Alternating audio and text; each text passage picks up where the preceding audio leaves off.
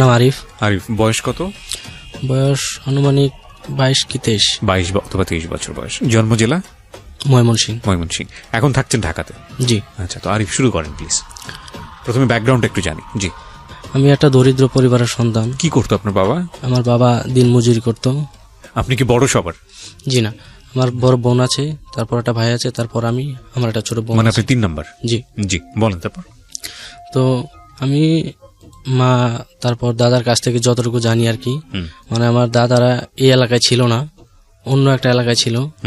তো আমার দাদি আবার একটু অন্যরকম ছিল আর কি, যে নিজেদের মানুষ ছাড়া অন্যদের মানে খুব কমই একটা গুরুত্ব দিত বা এরকম কিছু, বাড়িতে লোকজন আসা এরকম পছন্দ করতো না। একটা সময় দেখা গেছে যে তাদের ভাইয়ের সাথেও, আমার দাদার ভাইয়ের সাথেও আর কি এরকম ধরনের কিছু ঝামেলা হয় জমি জমা নিয়ে। তো এরকম ঝামেলা দিন দিন বাড়ার কারণে আমার দাদা আর কি ঠিক করে যে এগুলা এখান থেকে বেচে দিয়ে যা পারি আমরা অন্য একটা এলাকায় চলে যাব। আচ্ছা। ওই এলাকা থেকে চলে আসে। তো ওই সময় আমার দাদার হাতে অনেক টাকা পয়সা ছিল। এগুলো আপনার কি শোনা গল্প নাকি ছোটবেলা দেখা? শোনা গল্প, একেবারে শোনা গল্প। তারপর একটা জায়গায় আসে আর কি, আমি এখন যে জায়গাটাতে বর্তমান আছি। তো সেই জায়গাটায় এসে সে নিজে কোনো কিছু কেনে নাই। তো ওই সময় তো মানে অনেক জমি ছিল, মানুষজন কম ছিল, তো যার কারণে আর কি জমির মূল্যটা মানুষের খুব বেশি একটা বুঝতো না, মানে আবাদি জমি আর কি এমনি খালি পড়ে থাকতো। একজনের সাথে কথা বলে আর কি ওই জায়গায় একটা ঘর বানায় ওই জায়গায় থাকে। জি, ময়মনসিংহে। আচ্ছা। একটা সময় দেখা গেছে যে তার হাতে যে টাকা পয়সা ছিল ওইভাবে চলতে চলতে আর কি একটা সময় সে তার হাতে টাকা পয়সা শেষ হয়ে যায়। তো আমাদের ফ্যামিলিটা তখন একদম অসহায় হয়ে পড়ে। মানে আপনার দাদার সাপোর্ট করতো আপনার ফ্যামিলিটা? জি জি জি। আচ্ছা আচ্ছা। ওই সময়টাই আমার দাদার যে আমার বাবা, তারা শুধু এক ভাই এক বোন, তো বোনের বিয়ে হয়ে যায় আর কি। তো আমার বাবা আর কি তার ফ্যামিলিটাকে টানার জন্য সে দিন মজুরের কাজ ওই সময় শুরু করে। তো এভাবে চলতে থাকে বহুদিন। তারপর যখন আমার বড় বোন হয় তখনও আমাদের সংসারের অভাব লেগেই আছে। তো একটা সময় দেখা গেছে যে আমার যে বড় ভাই সেও হয়। তো আমার ওই সময়টায় ভাত কি জিনিস খুব কমই খেতে পারছে, সপ্তাহে 2-1 দিন বা এরকম সময়। একদম ছোটবেলার গল্প? জি জি। ওকে। এরকম যাওয়ার পর আমার মাও অন্যের বাড়িতে কাজ করতো, মানুষের ধান সেদ্ধ করিত, শুকাইতো, মানুষের এটা সেটা কাজ করতো, যা পাইতো সংসারের কাজে লাগাই দিত। আমার বড় বোন যখন একটু বুঝতে শিখে আমার ছোট ভাইটাকে নিয়ে মানে ধান কুড়াইতো। আচ্ছা। যে নিজের যে খাবার যে জোটে না সেই কষ্টে আর কি, মানে বলতো যে ধান কুড়াইলে ধান পাওয়া যায়, অনেক ধান জমে। তো ধান টুকাইতো আমার বড় ভাইকে নিয়ে। তারপরেও এসে মানে বাসায় খাবার কি জোটে না, মানে অনেক কষ্টে দিন যাপন হয়। আমার স্কুলে এরকম আশেপাশে এরকম ছিল না, মানে একটা স্কুল ছিল আর কি, যে ব্রাক স্কুল আছে না, ওরকম একটা ব্রাক স্কুল ছিল। তো ওইটাতে ফ্রিতে পড়াই আর কি। আচ্ছা। টাকা পয়সা তো ছিল না, ওরকম ভাবে লেখাপড়ার কোনো ওয়ে ছিল না। তো ওই জায়গায় ফ্রিতে পড়াইতো। তো আমার ভাই আর আমার বড় বোন তো ওইখানেই পড়াশোনা করতো। পড়াশোনা করার মাঝখানে তারপর আমি হলাম। তো এইভাবেই দিনটা চলতে থাকলো। আমি আবার যখন হয়েছি প্রচুর কান্না করতাম আমি ছোটবেলায়। এগুলো আপনি সব শুনেছেন পরবর্তীতে? জি জি। আচ্ছা। তো এমন পরিমাণ কান্না, মানে আশেপাশে মানুষজন মানে এতে অসহ্য হয়ে যেত, মানে এমন পরিমাণ কান্না করতাম। তো আমার মা তখন তো আর আমাকে ছেড়ে বা কাজ করতে পারে না, তখন সংসারের অভাবটা একটু বেড়ে যায়। আমার মা আমাকে নিয়ে 3-4 মাস অনেক দূর দূরান্তে গেছে, হাইটা গেছে আমাদের চিকিৎসা করার জন্য, কবিরাজের কাছে, এই কবিরাজ সেই কবিরাজের কাছে। কিন্তু একটা সময় দেখা গেল যে আমি একটু মোটামুটি মানে সুস্থ হইলাম। তো আমার যখন বয়স 1.5-2 বছর হবে তখন মা আবার আমাকে রাইখা কাজে যেত, আমার দাদির কাছে আমি থাকতাম। তো লেখাপড়া তো ওরকম ভাবে করার সামর্থ্য সহযোগিতা নাই। তো আমার যে মামা ছিল, নানারা ছিল, আমার বড় বোনকে নিয়ে যায় যে তারা একটু পড়াবে। তো আমার বড় বোন চলে যায়, তো আমি আর ভাই থাকি। আমি ওই সময়টাই মানে একটু বুঝি আর কি, মানে স্কুলে যেতাম বড় ভাইয়ের সাথে, আবার আসতাম। তো একদিন আসছি আমি, ভাই ওই ব্রাক স্কুলেই, আমি আর কি আগে চলে আসছি, আমার ক্ষুধা লাগছে, আমি চিৎকার করতে করতে বাড়িতে আসতেছি। তো আইসা দেখি মা নাই, মা কাজে গেছে। তো দাদা বাড়িতে, দাদাকে জিজ্ঞেস করলাম যে মা কোথায়, বলতেছে মা তো ওই বাড়িতে গেছে, তুই ওইখানে যাও, ওইখানে গেলে তোর খাবার দিবি। তো আমি ওই বাড়িতে যাই, যাওয়ার পরে মাকে আর দেখি না। তো আমার তো ক্ষুধা লাগছে, আমি কান্না করতেছি। তো ওদের এক পাকঘরে যায়া আমি নিজেই আর কি ভাত তরকারি নিয়ে আমি খাচ্ছিলাম। তো ওইখানের এক মহিলা দেখা আমাকে ভাতের থালিটা কাইরে নিয়ে আমাকে ধাক্কা দিয়ে ফেলে দেয়। বয়স কত তখন আপনার? আমার বয়স তখন 5 বছর কি 5.5 বছর। পড়াশোনা করতেন ওই সময়টাতে? না, ওই সময় পড়াশোনা করতাম না, শুধু ভাইয়ের সাথে স্কুলে যেতাম আর আসতাম। আচ্ছা আচ্ছা, ওকে। তো আমার মানে ওই যে একটা ইটের মাঝে লেগে আমার মাথাটা পিছন দিক দিয়ে ফেটে যায়। ওহো। মা এটা দেখার পরে মানে চিৎকার চেঁচামেচি করতেছে যে আমার ছেলেটাকে এইভাবে মারলেন কেন, ভাতই তো খাইছে, খেতে পারে না তাই খাইছে। ওনারাই পরে যখন এইভাবে এলাকার মানুষজন নানান কথা বলতেছে, তো ওনারাই আমাকে হাসপাতালে নিয়ে যায়, নিয়ে চিকিৎসা করে। তো এভাবে কিছুদিন যাওয়ার পর আমার ভাই তখন ক্লাস 5, তারও শেষ। তা এখন তো আর মানে খাওয়াই জোটে না, তা লেখাপড়া কই থেকে করবে। তো আমার ভাই পড়াশোনা বাদ দিয়ে দেয়। আমার ভাইয়ের আবার লেখাপড়া করার খুব আগ্রহ ছিল, অনেক কান্নাকাটি করতো। তাদের সবার মানে ফ্রেন্ড সার্কেল যা ছিল সবাই স্কুলে ভর্তি হয়েছি, তো ভর্তি হতে পারে না, কান্নাকাটি করতো। তাকে একটা আমাদের এলাকায় একটা দোকানে দেওয়া হয়, তো ওইখানে কসমেটিক্সের দোকান ছিল আর কি, এটা সেটা বিক্রি করতো। তখন তো ওরকম দোকানদারি কিছু কিন্তু বোঝে না, তো সাথে থাকতো আর কি। তখনও আমি এই সময় ক্লাস 1 বা 2 সম্ভবত, এরকম কোনো কিছু। আমি একদিন স্কুল থেকে আসছি, আইসে তো ক্ষুধা লাগছে, আমি মাকে খুঁজতেছি, মাকে পাই না। তো বিকালের দিকে আমার এক চাচা, মানে তখন তো নারকেল কি জিনিস আমি জানি না, ওটাকে আমি কোনো সময় দেখিও না, বুঝিও না। তো ওনারা দেখি যে নারকেল পারছে, ওনারা পুকুর পাড়ে বৈশা রয়েছে ওটা নিয়ে। তো আমাকে দেখে আমাকে ডাক দিছে, তো আমি গেছি। তো আমি ভাবছি মনে হয় যে আমাকেও দিবে, আমি খাবো। ওনারা বলতেছে যে একটা দা নিয়ে আসো, একটা গ্লাস নিয়ে আসো। আমি ওটা আনতে গেছি, আইনা তাদেরকে দিছি, আমিও সাথে বৈশা রয়েছি। তো ওরা ওটা কাইটা খাইলো, পানিটা খাইলো, ডাব তো মানে উপরে যে নরম অংশটা থাকে ওটাও তারা খায় ফেলাইছে, কিন্তু আমাকে দেয় না। আমি শুধু বৈশা তাকায় রয়েছি। ওই নরম অংশটার পিছনে যে আরেকটা অংশ থাকে, মানে ওটা তো একদম নরম থাকে, তো ওটা আবার আমাকে কাইটা তারা দিচ্ছে। আমি তো ভাবছি এটাই নারকেল, তো আমি তো এটাই খাচ্ছি। তো এটা দেখা আমার পিছনে আমার মা দাঁড়ায় ছিল, ওরা দেখে নাই।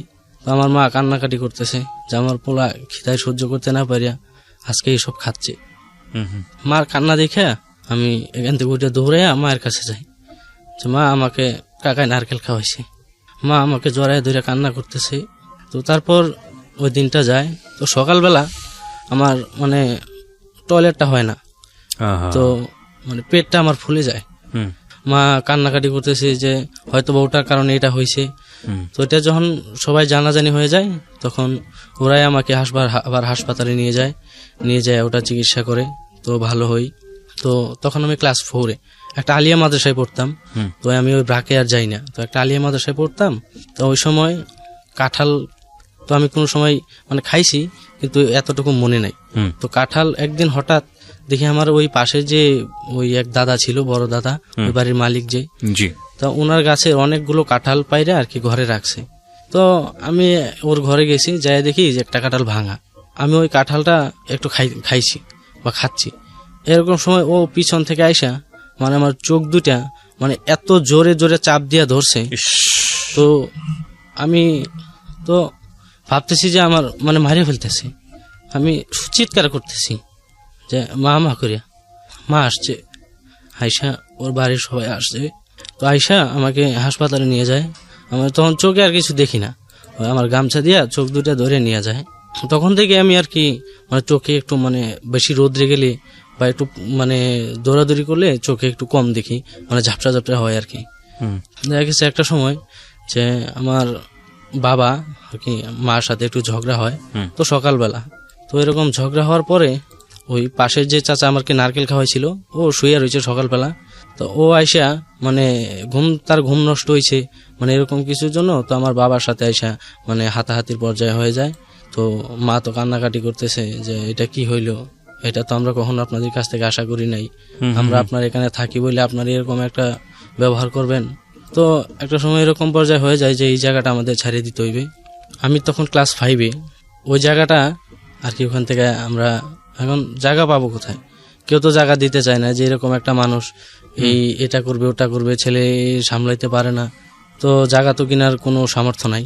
তো আমাদের বাড়ির পাশে একটা কবরস্থান ছিল, তো কবরস্থানের পাশে আসি কিছু জায়গা ছিল আর কি। আচ্ছা, তা ওই জায়গাটা মানে বেশ কিছুদিন ধরে মানে পড়া রয়েছে। তো ওনার সাথে কথা বলিয়া মানে মানে অনেক রিকোয়েস্ট করিয়া মানে করা হয় যে এই জায়গাটা আমাদের জন্য দেওয়ার জন্য, আমরা একটা ঘর বানিয়ে আমরা এই জায়গাটায় থাকবো। ওনারা তো আমাকে তারাই দিতেছে, তো আমরা এখন কই যাব, আপনারা যদি না দেখেন।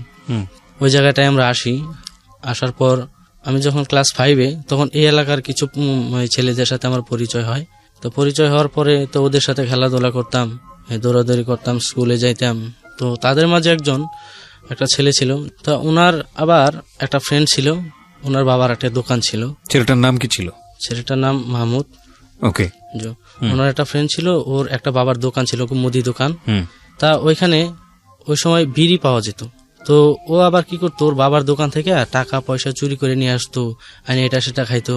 তো ওই বিড়িও সাথে নিয়ে আসতো, ওরা খাইতো। তা আমি তো খাইতাম না, আমি ওই সময় এইসব কিছু বুঝি না। তো একটা সময় দেখা গেল যে ওদের সাথে থাকতে থাকতে আমি ওটা খাওয়া শুরু করলাম। আমি তখন ক্লাস 5-এ পড়ি। ওটা খাওয়ার পর তখন বেশ কিছুদিন খাইছি। খাওয়ার পর একদিন মা দেখে ফেলে বলতেছে, এরকম একটা পরিবারে আসিস তুই, এত কষ্ট, তারপরেও তোদেরকে আমরা কোনো সময় কষ্ট বুঝতে দিই না, তোরা আমাকে এইভাবে কষ্ট দিবি কেন? তো ও বলতেছে যে ঠিক আছে, তো তুমি আমাদের স্কুলে ভর্তি হও, আমি কথা বলাই দিয়ে তোমাকে ভর্তি করে দিই। ওই জায়গায় আমি ক্লাস 2-তে ভর্তি হই। আচ্ছা। ক্লাস 2-তে ভর্তি হওয়ার সময় স্যারে বলতেছে একদিন ইংরেজি পড়তে বলতেছে। তো আমি ইংরেজিটা খুব একটু কম পারি, কিন্তু বাংলাটা আমি মোটামুটি পারি। তো ও বলতেছে যে তুমি তো এটা পারো, তাহলে তোমার স্পিড তো একটু বলার ভালো, তাহলে তুমি ক্লাস 3-তে ভর্তি হয়ে যাও। তো আমি স্যারকে গিয়ে বললাম, হেড স্যারকে। তা বললো যে ঠিক আছে, তুমি ক্লাস 3-তেই ভর্তি হও। তো ওই সময়টায় আমি বাংলা ছবি দেখতাম আর কি, ওই যে বেসিয়ার বা ছিডি এসব ছিল, তো দেখতাম, খুব প্রচুর পরিমাণে দেখতাম, পড়তাম না, খালি রাত্রেবেলায় শুধু এইসব দেখতাম। আমি ওই স্কুলে ভর্তি হওয়ার পর তো এখানে একটা মেয়েকে দেখি। তো তখন তো এইসব বিষয়ে আমি কিছু বুঝি না। ক্লাস 2-তে পড়েন আপনি সেই সময়? হ্যাঁ, ক্লাস 3-তে। ক্লাস 3-তে? হ্যাঁ। তো ছবি দেখতাম যে নায়ক নায়িকাদের পিছনে দৌড়ায় বা এটা সেটা করে। তো একটা সময় তারা দেখি মিল হয়ে যায় বা প্রেম টেমে সেই। আমিও ভাবলাম যে আমি ওইটার সাথে প্রেম করবো, মেয়েটার সাথে। ওই মেয়েটার সাথে কথা হয়, ওর সাথে কথা হয়, দৌড়াদৌড়ি খেলা, এই সেই দিন কাল কাটতেছে ভালোই। ক্লাস 3-তে যখন আমার শেষ হয় তখন আমি ক্লাস 4-এ উঠি। তো ওই মেয়ের সাথে আমার খেলাধুলা কথাবার্তা এই সেই হচ্ছে। তো একদিন হঠাৎ আমার আর কিছু একটা ফ্রেন্ড ছিল, তো ওরা আবার ওর সাথে খুব মারামারি করছে বা গালাগালি করছে। তো এটা আবার ওই মেয়েটা কান্না করতে যায় তার বাবারে বলছে। বলার পর তো ওর বাবা স্কুলে আসছে, আইসা বলতেছে এই ছেলেটা তো এরকম, এমন খারাপ খারাপ ভাষা বলছে। তো ও আবার ওকে মারতে চাইছিল। তো স্যার আবার বললো যে আমি থাকা অবস্থায় আপনি এখানে একজন স্টুডেন্টের গায়ে হাত দিবেন, তো সেটা তো আসলে ভালো দেখা যায় না। তারপর ওই স্যার আবার ওকে প্রচন্ড মারে। তো আমি দাঁড়াই ছিলাম সাথে। তো দাঁড়ায় থাকার পর আমার আমিও কান্না করতেছি যে ওই ছেলের সাথে তো আমিও ছিলাম, মেয়েটাকে আমার নাম কি বলছে নাকি, আমাকেও মারবে। তো আমি তখন ওই স্যার আর আমাকে কিছু বলে নাই। তখন আমি বুঝলাম যে মেয়েটা হয়তো আর বলে নাই। এরকম আমি কিছুদিন যায়। তখন তো আমার ভাই ওই একটা দোকানে ছিল। তো হঠাৎ কি একটা ঝামেলা হয়েছে। তো ভাইকে সম্ভবত ওই লোকে আর কি খারাপ খারাপ কিছু কথা বলছে। তো ভাই একদিন ওখান থেকে চলে আসে রাত্রেবেলা। চলে আসার পর পরদিন সকালবেলা ওই দোকানের মালিক আর কিছু ছেলেপেলে নিয়ে আমাদের বাড়িতে আসছে। কিন্তু রাত্রেবেলা যে ভাই যে বাড়িতে আসছে, কিন্তু সে বাড়িতে আসে নাই, সে জানি কোথায় চলে গেছিল, তো বাড়িতে আসে নাই। আচ্ছা। তো ওই মালিক আসছে, আসার পর বলতেছে যে আপনার ছেলে তো আমার টাকা পয়সা নিয়ে দোকানের মালামাল নিয়ে তো পলায় চলে আসছে।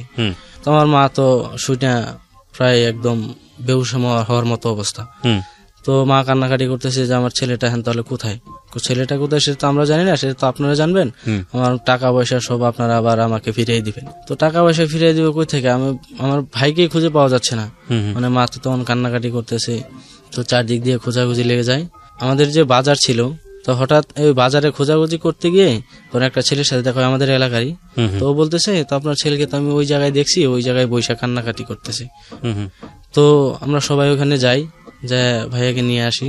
তো পরে ওর সাথে কথা বলা হয় যে কি হয়েছিল, তুমি ওখান থেকে চলে আসছো কেন? তো আমাকে বলতেছে যে আমি নাকি ওই তার দোকান থেকে টাকা চুরি করছি, তো এটা সেটা নিয়ে সে আমাকে মারে, যার জন্য আমি রাত্রেবেলা চলে আসছি। তো ওনাকে পরে ভাইয়াকে আর দোকানে দেওয়া হয় না, তো ভাইয়া বাড়িতেই থাকে। তারপর আবার কিছুদিন পরে আবার ওই ময়মনসিংহ আমাদের একটা এলাকায় তো একটা বড় ছিল আর কি, দোকান ছিল। তা আবার ভাইয়াকে ওটাই দেওয়া হয়, ওটা ভাইয়াই থাকতেছে। তখন আমি ক্লাস 4-এই আমার শেষের দিকে। তো একদিন ওই যে মেয়েটাকে আমি পছন্দ করতাম আর কি, তো সেই মেয়েটা একদিন টিকটিকি মেরে আমার বইয়ের ভিতরে রেখে দিয়ে যায়। ও জানতো যে আপনি ওকে পছন্দ করেন? হ্যাঁ জানতো না, মানে ওসব তো ওই সময় ও কিছু বুঝতো না, আচ্ছা, বা আমিও okay. কিছু এরকম ভাবে বলার মতো কোনো কিছু নাই যে আমাকে আমি বলবো। জাস্ট এইটুকুই যে আমি ওকে ওর সাথে আমি প্রেম করবো। তো টিকটিকি মেরে রেখে দিয়ে যায়। তো আমি যখন বইয়ের পাতা তুলতে গেছি তখন দেখি ওটা আমার বইটা পুরো একদম মানে রক্তে ভিজে যায়। তো আমি আবার ওইটাকে নিয়ে তার বইয়ের ভিতর রেখে দিয়ে আসছি। তো ও যখন এটা দেখে তো তারপর ও এটা আমাকে ধরে মানে আমার গায়ে ছুঁড়ে মারে আর কি। তো ওই দিন খুব বৃষ্টি হচ্ছিল, মানে স্যার আসেনি, ওই খাওয়া দাওয়া করতে গেছিল তো লাঞ্চে, তো আসে নাই। ওই স্যারের বাড়ি আবার ওই স্কুলের পাশেই ছিল, তো আসে নাই। বৃষ্টি নামছে, তো বাতাসও হচ্ছে, তো ফ্লোরটা একেবারে ভিজে গেছে। তো টেবিলের উপর দাঁড়ায় ছিল, তো আমি যখন ওটাকে তার গায়ে মারি তো ওইখান থেকে ওই টেবিলের উপর থেকে এসে লাফ দেয়। লাফ দিলে ওই মানে পাটা পিছলে ওর ইয়েতে ওই ওয়ালের সাথে বাড়ি খেয়ে ওর মাথাটা ফেটে যায়। তো তখন তো আমি খুব ভয় পেয়ে যাই, কান্নাকাটি করতেছি যে এখন তো আমাকে মারবে বা এটা সেটা। তো ওই স্যার আবার বলে যে দুষ্টুমি করতে যায় হয়তো হয়ে গেছে, তো যাক এটা নিয়ে কিছু বলার দরকার নাই, তো এটা ওখানে শেষ হয়ে যায় আর কি।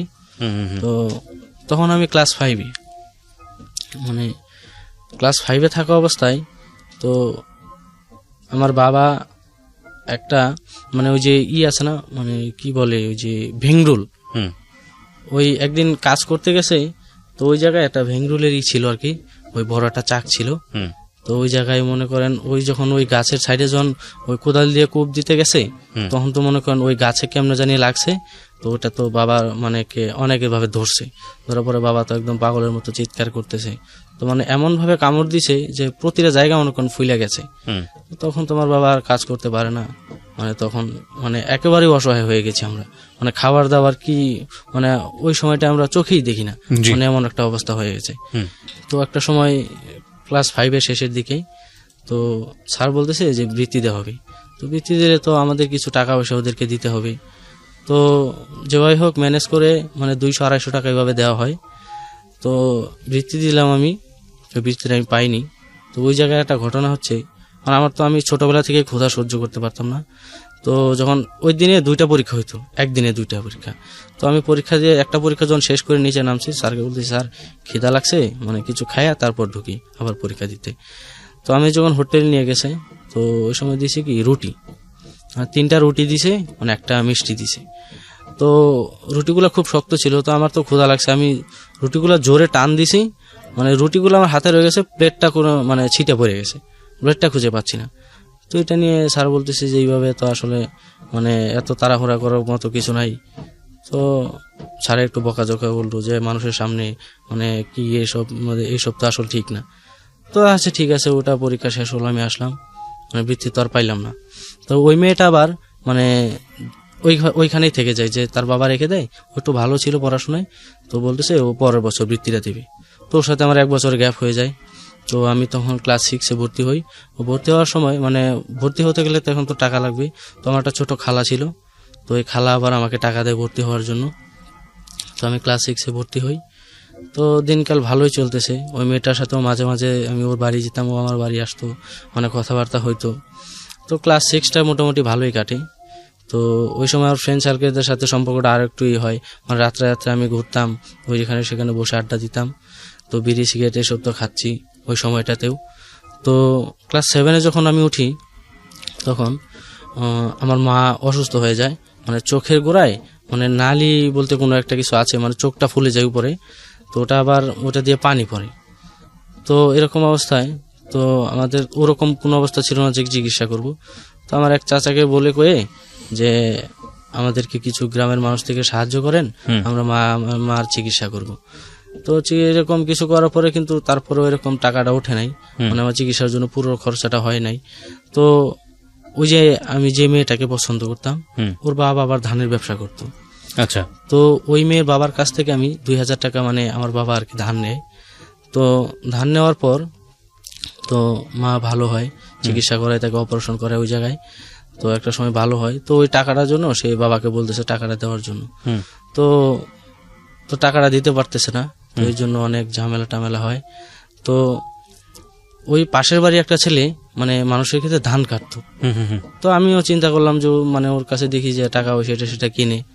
তা আমিও করলাম যে আচ্ছা ঠিক আছে ভাই, তাহলে আমাকেও আপনার কাছে নেন, আমিও ধান কাটবো, ধান কেটে আমি ওই টাকাটা আমি দিয়ে দেবো।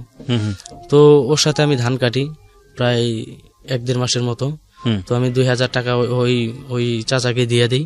হুম হুম তো ওই সময়টাই ওই যার সাথে আমি ধান কাটতাম ওর সাথে আমার একটা ভালো সম্পর্ক হয়ে যায়। মানে সবকিছু ওর সাথে শেয়ার করতাম, সেও আমার সাথে সবকিছু শেয়ার করতো। হুম। তা ওই সময় তো খুব বেশি একটা টিভি ছিল না, ওই এলাকা থেকে আসার পর তখন আমি আর টিভি দেখতে পারি না। হুম। তো ও আবার ওর একটা ভাবি ছিল, তো আমার সম্পর্কে আমার চাচি হয়। হুম। তা ওই বাড়িতে আবার একটা টিভি ছিল। তো আমি ওইখানে একদিন গেলাম, গিয়ে দেখি ওই বাড়িতে টিভি আছে, তো সবাই টিভি দেখতেছে। তো ওই টিভি দেখার সময় তো ওই যখন মহিলাকে আমি দেখি, তো তার প্রতি আমার একটা কি মানে ব্যাড একটা আকর্ষণ চলে আসে। কোন মহিলা এটা? জি, ওই যে ভাইয়ের সাথে আমি ধান কাটতাম তার ভাবি। তারা ভাবি? আচ্ছা, ঠিক আছে। তো আপনি কোন ক্লাসে থাকা অবস্থায় লেখাপড়া বাদ দিয়ে দিলেন? না, আমি লেখাপড়া বাদ দিইনি। তখন লেখাপড়া বাদ দেননি? না, তখন আমার লেখাপড়া আছে। কোন ক্লাসে পড়ছিলেন? ক্লাস 7 এ। ক্লাস 7, ওকে। ওই মহিলার প্রতি আমার একটা ব্যাড আকর্ষণ চলে আসে। হুম। তো একটা সময় দেখা গেছে কি ওই মহিলা আবার মানে টাকার প্রতি খুব নেশা ছিল। হুম। মানে টাকা হলে সে যে কোনো কাজই করতে রাজি। তো আমার কাছে তো ওরকম কোনো টাকা পয়সা নেই যে আমি ওর সাথে এরকম টাকা পয়সা দিয়ে লেনদেন করবো। ও কি করতো আমার সাথে, না ওর সাথে আমি কোনো একটু কথা বলতাম বা হাসাইতাম এরকম কিছু। তো একটা সময় দেখা গেছে কি ও যে ধান ছিল, তো ওই ধান আমাকে চুরি করে দিত, আমি বাজারে নিয়ে বিক্রি করতাম। ভদ্রমহিলা? হ্যাঁ। তো চাল দিত, মানে এটা সেটা দিত, আমি বিক্রি করে তারে এটা সেটা এনে দিতাম, কসমেটিক সামগ্রী এনে দিতাম। তো ওর সাথে আমার একটা ভালো সম্পর্ক হয়। তা ওনার আবার একটা মেয়ে ছিল, 10 থেকে 11 বছর বয়সের একটা মেয়ে ছিল। ও আবার লেখাপড়া করতো না, তো ও বাড়িতেই থাকতো। আমি যখন ক্লাস 8 এ উঠবো, তো তখন ওই মেয়েটা আবার ক্লাস 7 এ পড়ে। তো আমি যাকে পছন্দ করতাম, ওর ফ্যামিলিটা আবার আমাদের ফ্যামিলির সাথে একটু খুব ভালো সম্পর্ক ছিল। মানে আমাদের ফ্যামিলি থেকে যে কোনো কিছু করতো ওদেরকে জানাইতো যে আমরা এই কাজটা করতেছি।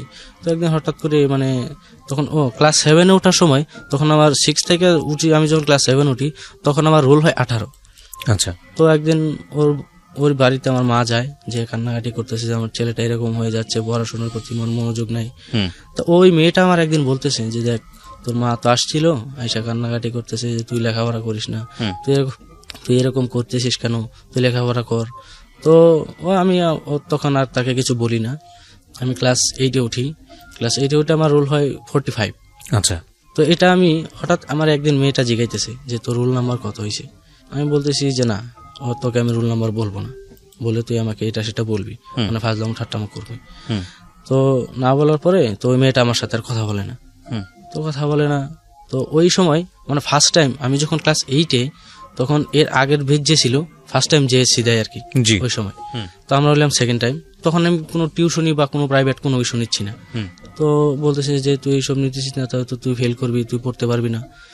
তো যখন এটা বললো তখন আমার মনে একটা জেদ চেপে গেল যে আমি পারবো না কেন, টিউশনি না করে অনেক ছাত্র পারতেছে না, তো আমিও তো পারবো। তো আমি আবার সবকিছু মানে এইসব ধরনের নেশা টেশা বাদ দিয়ে তো আমি আবার কিছুদিন পড়লাম। তো পড়ার পরে জেএসসি পরীক্ষা আসলো, তো আমি জেএসসি পরীক্ষা দিলাম। তো আমি ওখানে 3 পয়েন্ট পাইলাম। তো 3 পয়েন্ট পাওয়ার পরে আমি যখন ক্লাস 9 এ উঠি, মানে ও ক্লাস তখন 8 এ, 1 বছরের গ্যাপ ছিল। তো ওর একবার একটা চাচাতো ভাই ছিল, মানে আমার খুব ভালো বন্ধু। ও কথা বলতে পারে না, মানে বোবা আর কি, কিন্তু শুনতে পারে। আবার সে আবার আমাদের সাথে ক্লাস 5 পর্যন্ত মানে পড়ছে, তো লিখতে পারে। আমি তখন ক্লাস 9 এ, তখন তো সবকিছুই বুঝি, তো ও মোটামুটি বোঝে। তো আমি তখন মানে একটা নিলাম যে ওকে আমি প্রপোজ করব। তো ওকে আমি প্রপোজ করি। ও আমাকে বলতেছে দেখ, এইসব ধরনের কথা আমাকে আর কখনো বলবি না, তাহলে কিন্তু তোর সাথে আমার আর মানে ফ্রেন্ড যে একটা সম্পর্ক আছে ওটা থাকবে না।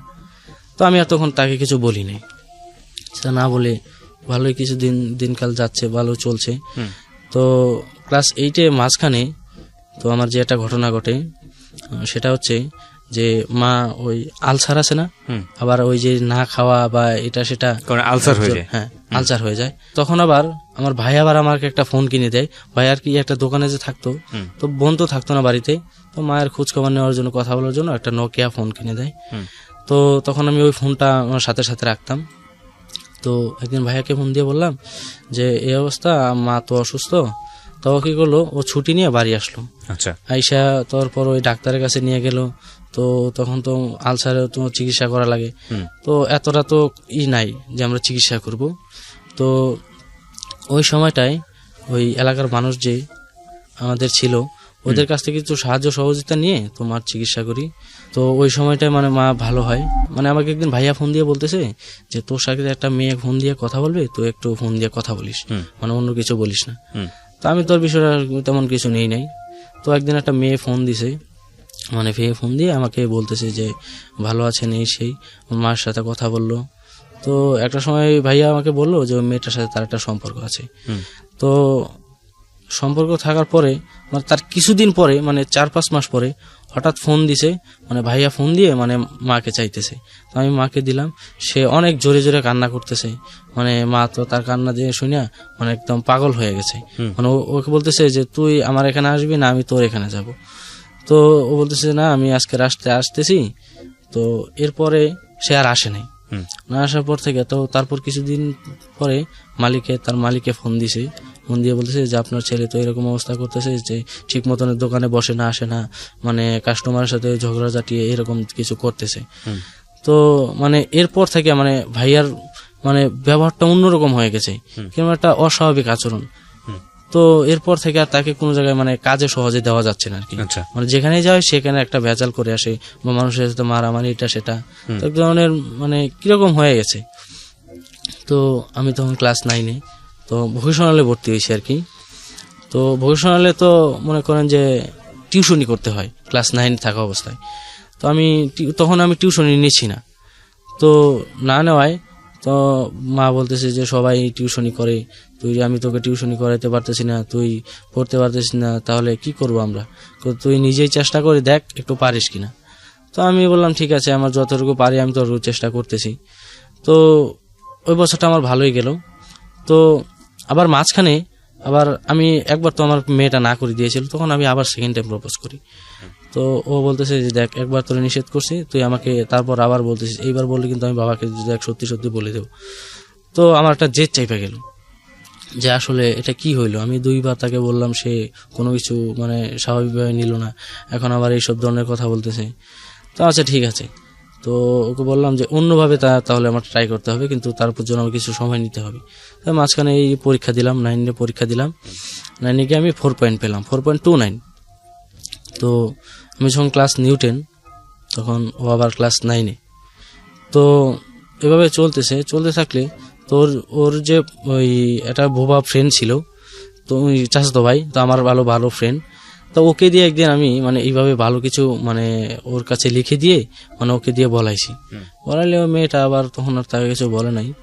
তো ওদের মানে ঘরটা ছিল এরকম, মানে চৌচালা একটা ঘর, মানে 2 সাইডেই বারান্দা ছিল। তো আবার একটা রুমে ঘুমাইতো। ওর বাবা আবার ওই যে দোকানের জন্য দোকানে ঘুমাইতো। ওর ভাইয়া ছিল, ওর ভাইয়া বাড়িতে থাকতো না। তো ও আবার আমাকে লিখে দিল যে ওই দিন রাত্রেবেলা আমার সাথে দেখা করার জন্য। তো আমি দেখা করতে গেলাম, তো সবাই ঘুমায় পড়ছে, তো আমি ওর সাথে দেখা করতে গেছি। তো আমাকে বলতেছে যে ওকে বলার কি দরকার ছিল, যে আমি তোকে বলছি ঠিক আছে, কিন্তু আমি তো তোকে না করি নাই, তো এটা সেটা ওকে বলার কি দরকার ছিল, ও যদি কাউকে বলে দেয় এটা সেটা। আমি কইছি না, ও বলবে না, ও আমার ভালো ফ্রেন্ড, ওকে আমি জানি, ও বলবে না কাউকে, ও বললে ওকে বিশ্বাস করবে না যে তোরা আমার মাঝে এরকম একটা সম্পর্ক। তা ওই দিন থেকে তার সাথে আমার এরকম একটা সম্পর্ক স্টার্ট হয়। তো এরকমভাবে কিছুদিন যাওয়ার পরে তো ওই আমার যে একটা বেস্ট ফ্রেন্ড ছিল, তো ওইটা আবার ওই লেখাপড়া ক্লাস 6 থেকে ছেড়ে দেয়, আবার ঢাকা চলে আসে। তা ঢাকা চলে আসার পর থেকে ও হঠাৎ করে একদিন বাড়ি যায়, মানে বাড়ি যায় তখন মনে করেন তখন কিছুদিন আগে থেকেই মানে ওই যে প্রাইমারি স্কুলে যে বিস্কিট দেয় তো না, ওই বিস্কিট দেওয়া শুরু হয়। তো একদিন হঠাৎ তাকে নিয়ে ঘুরতে বেরোইলাম। তা ঘুরতে বেরোইছি, ওই স্কুলের পাশ দিয়ে যখন যাচ্ছি, তো স্যারকে ওকে বললাম যে চল বিস্কিট নিয়ে আসি। তো ওকে নিয়ে গেলাম। তো নিয়ে যাওয়ার পরে স্যারকে বললাম, স্যার আমাদের কয়েকটা বিস্কিট দেন। তো স্যার আবার দিল না, মানে মুখের উপর না করে দিল, এই যে ও বাচ্চাদের বিস্কিট তো দেওয়া যাবে না, অন্য কেউ খাইতে পারবে না, এরকম কিছু। আবার দেখতাম কি তারা আবার প্রতিদিন নিয়ে যাইতো, মানে তারা ব্যাগ ভরে আর নিয়ে যাইতো, তো সবাই খাইতো দেখতাম। তো মানে এরকম একটা জেদ চেপে গেল যে মুখের উপরে ওকে আমি স্যার বললাম, একই এলাকার মানুষ, তো তারপরেও আমাকে দিল না। তা কিছুদিন পরে আমার 2-একটা ফ্রেন্ডকে নিয়ে তো রাত্রেবেলা একদিন চাবি নিয়ে গেলাম, মানে চাবি নিয়ে, তো ওই তালার চাবি না, অন্য একটা চাবি।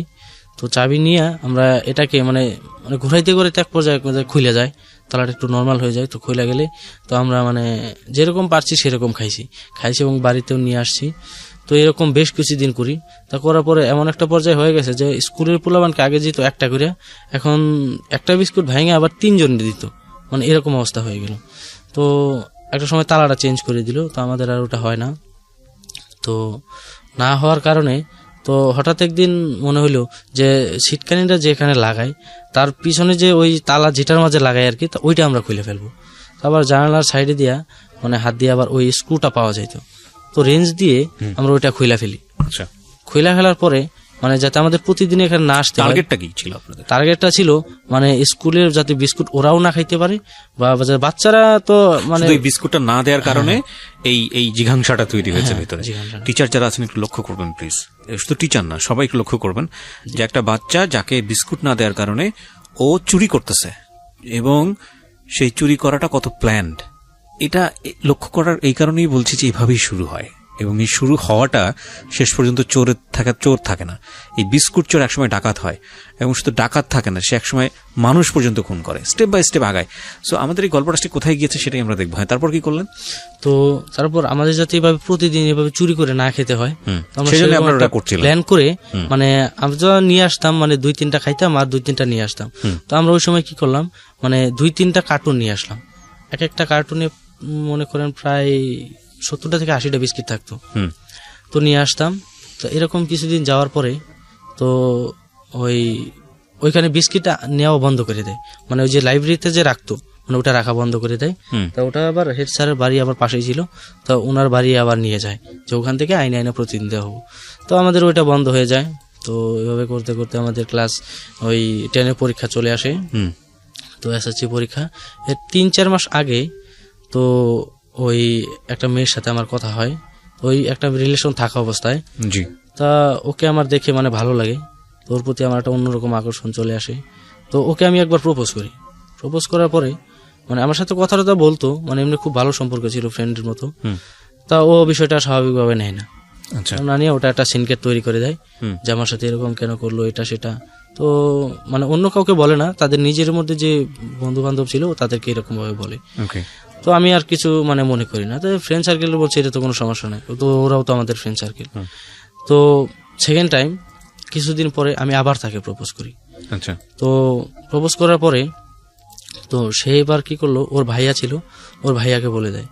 ওর ভাইয়াকে বলে দেওয়ার পরে তো আমি এবার একটা মানে আমার মধ্যে একটা জেদ চাইবে গেলো একটু বেশি, যে আমাকে বলছে ঠিক আছে, ওর ভাইয়াকে বললো কেন, মানে আমাকে সরাসরি এইভাবে না করলেই পারতো যে আমি জীবনে এইসব কোনো কিছু করবো না বা এইটা সেটা। তোর ভাইয়া আবার আমাকে এসব বলে, তোর ভাইয়ার সাথে আমি উল্টা মানে ঝগড়া একটা শুরু করে দিই, একটা ওর সাথে আমার হাতাহাতি হয়। তো বিষয়টা মনে করেন যে 2-1 জানাজানি হয়ে যায়, তো আমি ওটা ওখানে স্টপ করে দিই। তো মানে আমি চিন্তা করে রাখি যে জীবনে যদি পারি আমি ওর একটা ক্ষতি করে দেব, মানে বড় ধরনের কোনো একটা ক্ষতি করে দেব। ওর বাবা আবার মনে করেন যে মাছের ব্যবসা করতো, মানে ওই পুকুরে আর কি, ওই যে মাছের ব্যবসা করতো। কিন্তু ওদের এরকম ছিল যে ওই দোকান থেকে অনেকগুলা মাছ ছাড়তো, তো দোকান থেকে আবার ওই যে মাছের যে খাবারগুলা ছিল ওগুলা বাকিতে নিয়ে আসতো, বাকিতে নিয়ে আসা যখন মাছগুলা বিক্রি করবে তখন টাকাটা একবারে পরিশোধ করে দিবে, এরকম অবস্থা ছিল। তো আমি আবার ভাবলাম যে ঠিক আছে, আমি ওদের বড় কোনো একটা ক্ষতি করে দেবো, তো সুযোগ একটা আসুক। তো এভাবে মানে পরীক্ষার 2-2.5 মাস আছে। তো এর মাঝে আমার একটা ফ্রেন্ড ছিল, মানে আমার এলাকা থেকে অন্য এলাকার একটা ছেলে, তোর বাড়ির পাশে আর একটা মেয়ে ছিল। তো ওই মেয়েটা আবার মানে ওই মেয়েটাকে একটা ছেলে আবার ডিস্টার্ব করতো, মানে ওর সাথে সম্পর্ক করার জন্য। তা এই কথাটা মানে ওই ছেলেটা এমন ভাবে মানে এলাকায় প্রচার করছে, মানে ওই ছেলের এলাকা আমাদের স্কুলের আশেপাশে যে এলাকাগুলো আছে ওই আশেপাশের এলাকাগুলো জানতো, মানে ছোট ছোট বাচ্চা থেকে শুরু করে মানে বয়স্ক মানুষরাও পর্যন্ত জানতো। আচ্ছা। তা ওই মেয়েটা যখন স্কুলে যেত তখন ওই বাচ্চারা পোলাপানা ডিস্টার্ব করতো, ওকে বলতো যে এই ছেলে বউ যাচ্ছে, আমাদের ভাবি যাচ্ছে, এটা সেটা। তো এইসব কারণে ওই মেয়ের বাবা আবার ওকে প্রতিদিন স্কুলে নিয়ে যেত, আবার নিয়ে আসতো। তো একদিন স্কুল থেকে আসছি আমরা, আইসা আমার একটা চাচার দোকান ছিল, ওই দূর সম্পর্কের চাচা আর কি, ওইখানে আমরা মানে খুব বেশি সময় দিতাম, দোকানে যাই বসে থাকতাম। তো আমরা বিকালের দিকে ওখানে বসে রয়েছি। তো বসে থাকার পর দোকানে 2টা ঝাপ ছিল, একটা ঝাপ খোলা, একটা ঝাপ বন্ধ করা। তো ওই মেয়েটা যে দিক দিয়ে যাচ্ছে আমরা দেখি নাই, তো আমরা সবাই দোকানের ভিতরে বসে মানে হাসাহাসি করতেছি, কথা বলতেছি। তা ওই মেয়েটা আবার মানে ওর বাবাকে গিয়ে সামনে গিয়ে বলতেছে যে বাবা ওই মেয়ে ছেলেগুলো আমাকে দেখে এইভাবে মানে হাসাহাসি করছে বা এর খারাপ ধরনের কিছু কমেন্ট করছে। তো ওইসব বলার পরে ওর বাবা আসলো আমাদের এখানে, আইসা বলতেছে যে আমার মেয়েটাকে কি তোরা লেখাপড়া করতে দিবি না বা এটা সেটা, তোরা এইভাবে বলতেছিস কেন, মানে ডিস্টার্ব করিস, মানে তোদের কি মানে মেয়েটা আপনাকে পছন্দ করতো না? না, ওই সময় কি আপনার কি গ্রুপ হয়ে গিয়েছিল, 4-5 জন মিলে একসাথে ঘুরতেন? হ্যাঁ 4-5 জন মিলে একসাথে ঘুরতাম আর কি। আমরা 5 জন ছিলাম এক গ্রুপে। 5 জন ছিলেন। এই 5 জনকে লেখাপড়া করতেন? হ্যাঁ এই 5 জনই লেখাপড়া। কোন ক্লাসে পড়তেন? তখন ক্লাস 10। ক্লাস 10 এ পড়েন। আর মেয়েটা কোন ক্লাসে পড়তো আমি সঠিক জানি শুধু না। একদিন দেখে ভালো লেগে গেছে এই কারণে? না ওই মেয়েকে ভালো লাগে নাই, ওই মেয়েকে আমরা কোনোদিন দেখিও নাই। তো ওই মেয়েকে আবার ওই যে আমাদের এক ফ্রেন্ড ছিল ওই এলাকার একটা মেয়ে, তা ওই দিক দিয়ে যাতে অন্য একটা ছেলে তাকে ডিস্টার্ব করতো। তো আমরা তো এইসব জানতাম কিন্তু কখনো কোনো কিছু বলতাম না। ওই ছেলেটা আবার আমাদের সাথে পড়তো, যে ছেলেটা আবার ওই মেয়েটার সাথে প্রেম করার জন্য মানে ডিস্টার্ব করতো। এরকম ভাবে হাসাহাসি করতেছি, ওর বাবা এসে আমাকে বলতেছে যে আমাদের বলতেছে যে তোরা তো যা শুরু করছো, আমার মেয়েটা তো এখানে থাকতে দিবে না বা পড়ালেখা বন্ধ করে দিতে হবে, তোরা এরকম করতেছিস কেন, তোরা কি খুব বড় এটা সেটা হয়ে গেছিস, মানে যা পারে মুখ দিয়ে তাই বললো আর কি। তো এলাকার মানুষ এটা নিয়ে খুব ভালো একটা দেখলো না, চিল্লা ফিল্লা করলো, লোকজন জড়ো হয়ে গেছে। তো আমরা তখন কিছু বলি নাই। তো ওখান থেকে চলে আসছি। চলে আসার পরে মানে ঘন্টাখানিক পরে মনে হয় ওর ভাই আবার হোন্ডা নিয়ে বাড়িতে আসছে। এসে আমাদের যে কয়জন ছিলাম, তো ওই এলাকার মানে যে কয়জন ছিল সবারই নাম অ্যাড্রেস নিয়ে গেছে, যে তোদের নামে আমি ওই ইফটিজিং এর মামলা করবো, তোদের পরীক্ষা আমি বন্ধ করে দেবো, তোরা যেমন আমার বোনের জীবনটা নষ্ট করতেছিস, লেখাপড়া ধ্বংস করতেছিস, তোদের জীবনটা আমি এইভাবে লেখাপড়াটা ধ্বংস করে দিব। আচ্ছা। তো আমার মা এটা শুনে এত কান্না করতেছে যে এত দূর পর্যন্ত আসলাম, এত কষ্ট করার পরে এখন এখানে আইসা যদি এই অবস্থা হয় তাহলে তো মানে আমাদের জীবনটা তো কষ্টেই গেছে, ওদের জীবনটা আরো বেশি কষ্টে যাবে যদি লেখাপড়াটা না করতে পারি। তো ওই এলাকার মানুষের কাছে হাতে পায়ে ধরে আর কি এরকম এটা করা হয় যে দেখেন যেটা করছি তো ভুল হয়ে গেছে। তো আমাদের কথাটা কেউ শুনতেছে না, আমরা যে ওকে কোনোদিন দেখিও নাই বা ওকে কিছু বলিও নাই এই কথা কেউ বিশ্বাস করতেছে না, সবাই ওদের মেয়েদের ওই পক্ষ নিয়ে কথা বলতেছে। তো আমরা ওইটা নিয়ে আর কিছু বাড়াবাড়ি করিনি। তো ওই ঘটনাটা ওখানে শেষ হয়ে যায়। তো কিছুদিন পর তো ওই যে আমি যে একটা মেয়েকে প্রপোজ করেছিলাম, যার বাবা আর কি মাছের ব্যবসা করতো, তা ওই মেয়ের নাম আর কি ওই মেয়ের বয়সটা এমন ছিল আর কি, বয়স অল্প খুব বেশি কিন্তু বোঝা যেত না, মানে শারীরিক দিক দিয়ে অনেক বড় দেখা যেত। তা ওর জন্য একটা বিয়ের প্রস্তাব আসে। তা তোর বাবা একদিন আমরা সবাই বসে রয়েছি, তোর বাবা এসে ওই পাশে বসে মানে আরেকজনের সাথে আলাপ করতেছে যে আমার মেয়ের নামে একটা এরকম বিয়ের সম্বন্ধ আসছে, তো আমাদের একদিন যেতে হবে বা এরকম ধরনের আলাপ কিছু করতেছে। তো ওই সময় তাদের মানে মাছ যে বিক্রি করবে তার ঠিক 3-4 মাস আগে মাছগুলো অনেক বড় বড় হয়ে গেছে, প্রায় অনেক টাকা গেছে ওদের পিছনে। তো আমি এরকম একটা সুযোগের জন্য ওয়েট ছিলাম। তো আমার মানে তো আমি হঠাৎ করে বলতেছি যে না এই ক্ষতিটা আমি ওদের করে দেবো, মানে ওই মেয়েটার বিয়ে যাতে না হয়, ওই মেয়েটার লাইফ যাতে আর কোনোভাবে দাঁড়াইতে না পারে সেই ব্যবস্থাটা আমি করে দেবো। তো ওই কারণে মানে আমি ওই যে ধান খেতে যে কীটনাশক গুলা দেয় না, ওগুলো তো খুব বিষাক্ত থাকে। তো ওই কীটনাশক গুলা আমি ওই পুকুরে ছেড়ে দিই, মানে ছেড়ে দেওয়ার মানে রাত্রেবেলায় ছাড়ি। তো সকালবেলা যখন মানে আমি ঘুম থেকে উঠি তো তখন মানে যা মানে এলাকার যে একটা ছড়ায় গেছে চোর মাছ সব মারা গেছে, মানে এখন তো ওদের মানে একেবারে পথে বসার মতো, পথে বসে গেছে অলরেডি, মানে এমন অবস্থা, আমাদের চাইতেও খারাপ অবস্থা হয়ে গেছে এখন। তো মেয়েটার তো ওই সময় আর লেখাপড়া বন্ধ হয়ে যায়, তো লেখাপড়া করতে পারে না। ওর বাবাও মানে এমন একটা অবস্থা ছিল যে কাজ করবে মানে অন্যের জমিতে যে কাজ করবে বদলা দিবে সেটারও অবস্থা সেটাকে বলেন আমাকে। মানে ওই যে এই তার যে বিয়ের প্রস্তাব চলছিল, তো ওই সময় আমি জেদের বসে যে ওই মেয়েটাকে আমি যে প্রপোজ করছিলাম ওটা সে না করে দিয়েছে, যে না করে আমাকে না করে দিয়েছে। এখন তার বিয়ের সম্বন্ধ আসছে, তো আমি তার বিয়েও তা হতে দেবো না, ভেঙে দেবো, বা এটা তো আমার সরাসরি যায় পারবো না, ওদের একটা ক্ষতি করে দেবো যাতে এই বিয়ের সম্বন্ধের কথাটা যাতে সহজে আর না করতে পারে তারা। তো ওই কারণে আমি ওই যে তাদের মাছে যে পুকুর ছিল ওই পুকুরে আমি যে ওই যে কীটনাশক গুলা ছেড়ে দিই। তারপর তো ওই মাছগুলো তো সব মরে যায় আর কি। তো এখন তো দোকানের বাকি টাকা মানে অনেক টাকা যে মাছের খাবার নিয়ে আসছে এটা সেটা, তো তারা ওই টাকা শোধ করবে কি, তারা তো নিজেরা এখন খাওয়া দাওয়া ঠিকভাবে করতে পারছে না বা চলতে পারতেছে না। তো এমন একটা অবস্থা হয়ে গেল। তো এই অবস্থার পরে তো আমার এসএসসি পরীক্ষা, তো আমি তো তখনও আমি টিউশনই করি না, মানে টিউশন নিই না। তো আমার একটা মনে ভয় ঢুকে যায় যে এসএসসি তে যদি ফেল করি তো তাহলে তো মানে একটা বছর আমার গ্যাপ যাইব, তো আমি কবে কি করব। তো আমি আবার কি করলাম, ওই 1-1.5 মাস মানে আমি খুব মনোযোগ সহকারে পড়লাম, মানে সবকিছু বাদ দিয়ে ওই মেয়ের টেনশন আমি বাদ দিয়ে তো পড়লাম। তো পড়ার পরে আমার এসএসসিতে পরীক্ষা দিলাম, তো এসএসসিতে রেজাল্ট হলো 4.62। আচ্ছা। তো আমি তো এবার মহা খুশি যে আমি না পড়ে এটা সেটা, তো আমি তো ভালো রেজাল্ট করলাম। তো রেজাল্ট করার পরে যখন আমি ইন্টারমিডিয়েট ফার্স্ট ইয়ারে ভর্তি হব, তো আমি আর বলতেছি যে না আমি ভর্তি হব না, আমি চাকরি করব। আচ্ছা। যে আমার ফ্যামিলি, আমার মা বাবা অনেক কষ্ট করছে, তো আর কত, আর তো এখন আর কষ্ট আমার এখন আর মানে এখন তো আমি মোটামুটি কিছু হইলেও করতে পারবো, তো তাদের জন্য আমি কিছু করব, যাতে অল্পতে যাতে ওই আমার ফ্রেন্ড যে ছিল ও ক্লাস 6 থেকে মানে ওই ঢাকা চলে গেছে, তো ওর একটা অভিজ্ঞতা হয়ে গেছে, যে ও বলতেছে যে অভিজ্ঞতা থাকলে যে কোনো জায়গায় চাকরি পাওয়া যায়, ভালো ভালো চাকরি পাওয়া যায়। তো ওই জিনিসটা আমার মাথায় লাগলো যে আমিও তাহলে এখনই যদি শেষ লেখাপড়া যে পর্যন্তই করি, চাকরি তো শেষ পর্যন্ত করতে হবে। এর চাইতে আমি আগেই চলে যাই, আমার এক্সপিরিয়েন্স সে সহজে কারোর সাথে কথা বলে না বা মানে একটা পাগলের মতো সব সময় থাকে। আচ্ছা। তো আমাদের ফ্যামিলিতে তখন আমার বড় বোন ঢাকায় থাকে, তো ঢাকায় থাকে, সেও অল্প স্যালারি পায় আর কি, মানে যা পায় তার নিজে খরচ রেখে আর কি, মানে টুকি থেকে আমাদের ফ্যামিলিতে চলে, মোটামুটি চলে। তো তখনও কিন্তু আমাদের ওই নাই, মানে নিজেদের যে জায়গা বা এরকম কোনো কিছু নাই। তো আমি তখন ভর্তি হব না, আমি চাকরি করব। তো আমার এক ছোট খালা ছিল, তো ও আমাকে খুব আদর করতো। তো মা একদিন ওকে নিয়ে আসলো, বলতেছে যে দেখ ওকে কোনোভাবে বুঝাইতে পারিস কিনা। তো আমাকে বলতেছে যে তোর ভর্তি হওয়ার টাকাটা আমি দেব, তোর ফ্যামিলি থেকে কেউ দেওয়া লাগবে না, তোর বই কেনার টাকা আমি দেব, এবং তুই ইন্টারমিডিয়েটটা পাস কর, এইচএসসিটা পাস কর, তোর জবের ক্ষেত্রে, তোর চাকরির ক্ষেত্রেও আমি তোর চাকরি নিয়ে দেব। আমার খালু ওই খালার হাজবেন্ড আবার ওই একটা বিদ্যুতের অফিসে চাকরি করতো, মানে ভালো পোস্টে। তো ঠিক আছে আমি রাজি হলাম, তো ভর্তি হলাম। তো ভর্তি হওয়ার পরে তো হঠাৎ একদিন মানে ওই মার্চ মাসে তুই যে প্রাইমারি স্কুলে যে সাংস্কৃতিক অনুষ্ঠানগুলো হয়, তা আমাদের বড় ভাইরা বললো ওই এলাকার যে আমাদের তো এখন মানে স্কুল থেকে যে টাকা পয়সাগুলো দেয় ওই সাংস্কৃতিক অনুষ্ঠানের জন্য, যে ওইটা তো এখন আর মানে এটা দিয়ে ভালো একটা কিছু মানে হয় না। তো আমরা কি করলাম, এলাকার মানুষের কাছে ওই চাঁদা তুললা,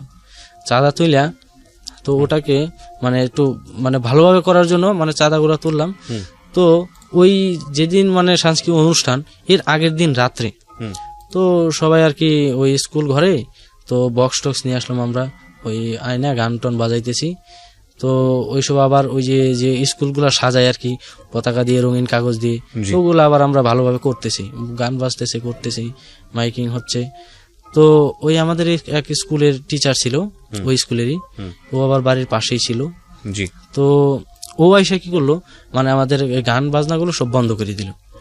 যে বন্ধ করে দিয়ে ও আবার কি করলো, ওই যে সেটটা ছিল ওই সেটটা নিয়ে গেল।